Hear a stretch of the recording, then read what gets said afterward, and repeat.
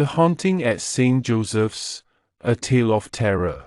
Thank you so much for your kind words. We are thrilled to have viewers like you who appreciate our content. Your support means the world to us. If you haven't already, please consider subscribing to our channel to stay updated with our latest videos. We can't wait to continue sharing amazing content with you, and having you as a part of our community makes it even more special. Thanks again for being awesome. Don't forget to hit that subscribe button.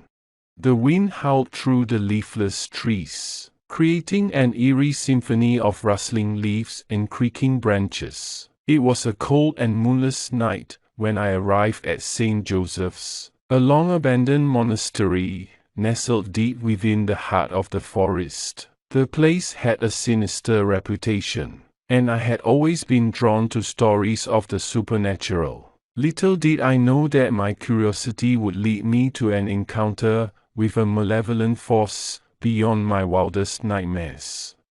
St. Joseph's had stood for centuries, a place of worship and reflection for monks who sought solace in its hallowed halls. But as the years passed, the monastery fell into disrepair, and its sacred purpose was forgotten. It became a place of darkness, where the echoes of prayers were drowned out by the whispers of malevolent spirits. The local townsfolk spoke of strange occurrences at St. Joseph's. They claimed to hear ghostly chants in the dead of night and see shadowy figures moving through the dilapidated corridors. Some said the monks who once inhabited the monastery had made a pact with a dark force, and that their souls were now trapped in a never-ending cycle of torment.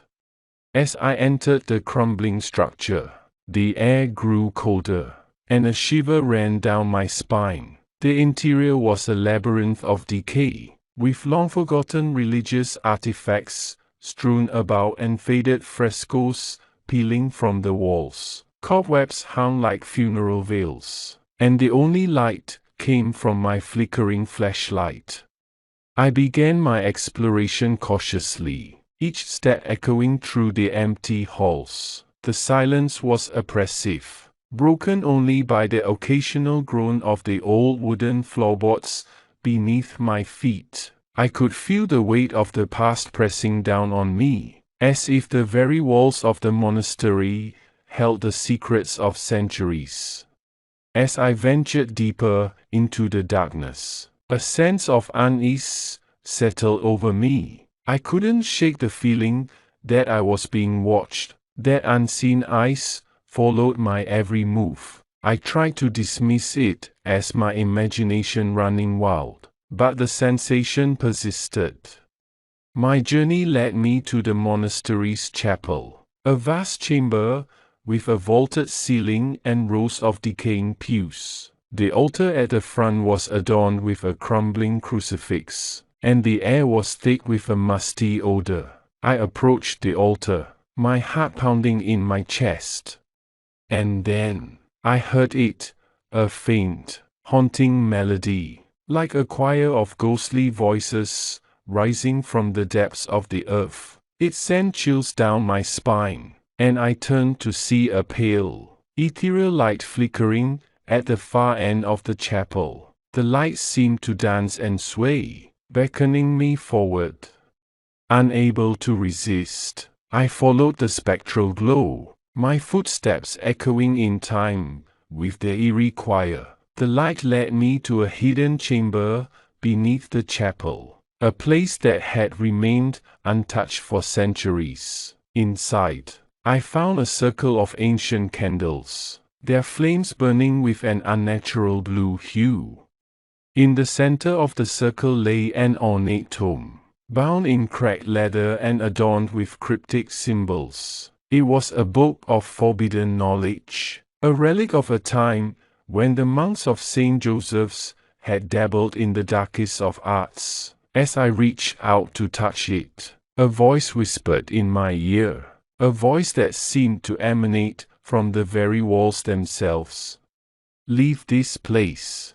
"Intruder," it hissed. "You have awakened forces beyond your comprehension." But I couldn't turn back now. The allure of the forbidden was too strong, and I opened the ancient tome. Its pages were filled with incantations and rituals that promised power beyond imagination. I knew I should have been afraid, but a reckless curiosity had taken hold of me. I began to recite the incantations, my voice trembling with a mixture of fear and excitement. The air grew colder, and the candles flickered wildly, casting grotesque shadows on the chamber walls. And then, with a deafening roar, the very ground beneath me seemed to shake. The walls of the chamber groaned, and the spectral choir's voices rose to a deafening crescendo. I felt a malevolent presence in the room, a force that sought to consume me. I tried to stop the ritual, but it was too late. The ancient magic had been unleashed. Suddenly, the walls of the chamber seemed to come alive, twisting and contorting like the limbs of a monstrous beast. The very stone itself reached out to ensnare me, and I was trapped in a nightmarish prison. The spectral choir's voices filled my mind, driving me to the brink of madness. Days turned into weeks, and I lost all sense of time within that nightmarish chamber. I could hear the monks' chants and prayers, their voices warped and twisted by the malevolent force that held me captive. I had become a part of the monastery's dark history, a prisoner of the very evil I had unleashed. It was only when a group of daring souls ventured into St. Joseph's, drawn by the same morbid curiosity that had led me there, that I had a glimmer of hope. They followed the same eerie melody and discovered the hidden chamber beneath the chapel. With their combined efforts, they managed to break the curse and free me from my stone prison. But the monastery was forever changed. The malevolent force that had been unleashed still lingered, and the spectral choir's voices could still be heard in the dead of night. I had escaped with my life, but I was haunted by the horrors I had witnessed.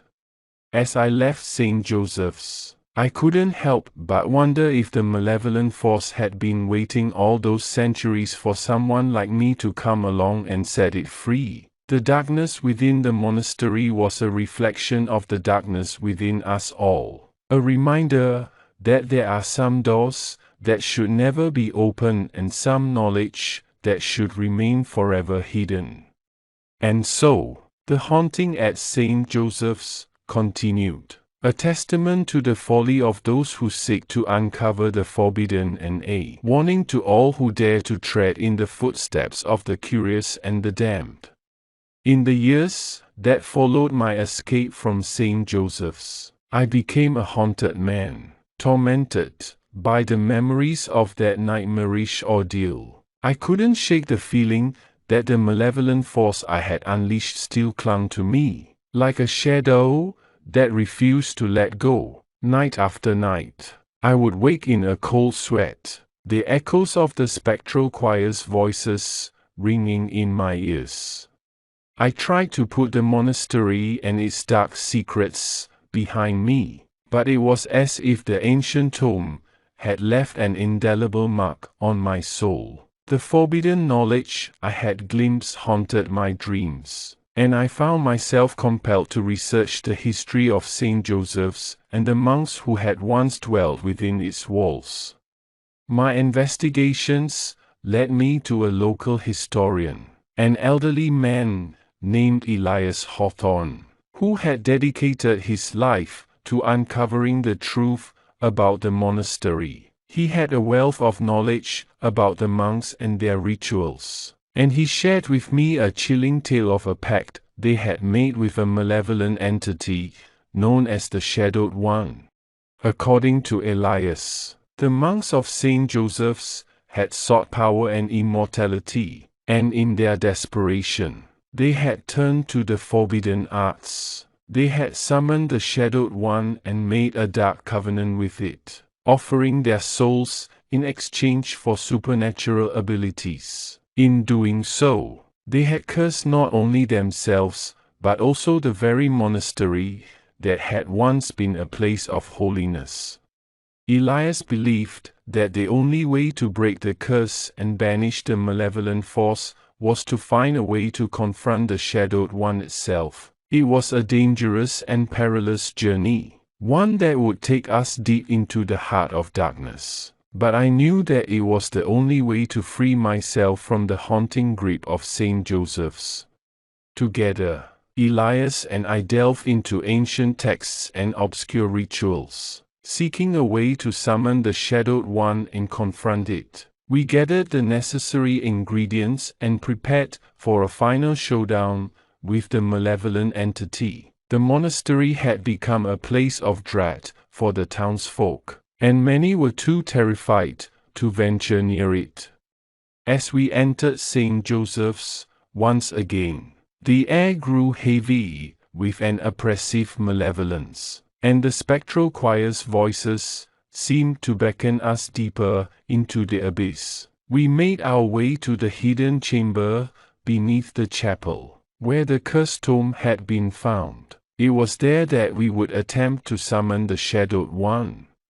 With incantations and rituals, we chanted the ancient words, and the candles flickered to life with their unnatural blue flames. The ground shook, and the walls of the chamber groaned as the malevolent force stirred. And then, with a burst of dark energy, the Shadowed One appeared before us.